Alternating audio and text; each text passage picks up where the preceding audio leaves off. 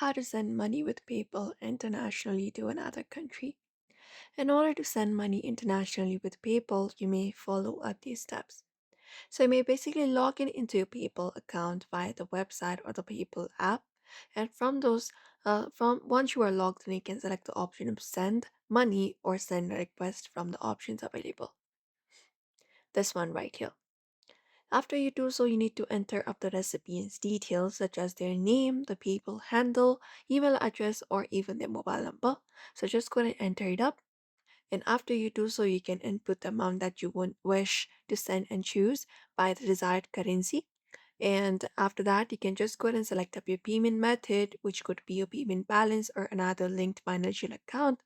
And once it is confirmed, you can just go ahead and review the transaction details, including the total fees and exchange rate to ensure the accuracy and confirm and send the payment. And that way you can do so. You can even look out for your history to whom you have sent money internationally within PayPal. So that is it for today's video. I hope this information was helpful to you. Don't forget to give it a like and subscribe for more tips and tutorials.